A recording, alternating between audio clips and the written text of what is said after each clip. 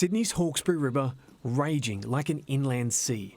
Aerials and antennas left to tell you where houses and caravans once stood. The faces of those who lived here etched in shock.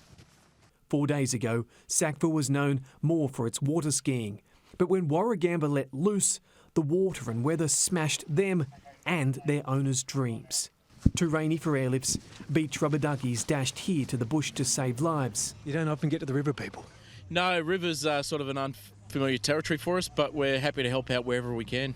The water out there, more like a vortex. Very dangerous with the power lines. We're actually lifting power lines, would you believe, to get the boat under them. A lot of turbulence, and there's just masses of trees and tanks and drums. This family saved twice, once by rescue crews, then again after their rescue boat capsized in a moment of pure hell. The boat that capsized had rescuers on it and a family that we were bringing back to safety.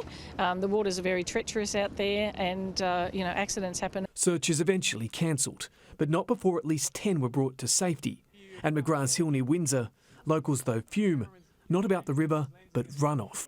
As urban infill changes the land, Peter Levy has seen a flood or 10. She's so worried, she's been stocking items in her roof. Places are being filled. If you've got a bowl of water and you keep putting dirt in it, where's that water going to go? Her point's simple. This is a hell of a lot more water than should be here. Neighbour Terry Kirkpatrick agrees. It's hard to describe because we've never, even in the big time, or the reasonable floods, we only sort of get a little creek out there, And everywhere roads are cut off, vehicles left where they've stopped. At Moralia, Nellie Bruce waits.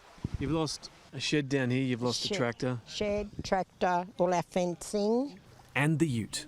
Many locals won't so much remember the flood height as the flood damage. This house isn't beside a major river, just a local creek. Now there's floating gas bottles, refrigerator, sofa, pool table, even a running machine. They say there wasn't enough time to get out what they wanted, just what they needed.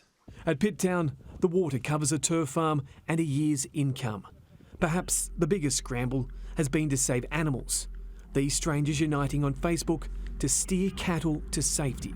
Because those who live here aren't just river people, they're good people who now wait for the clean-up to begin.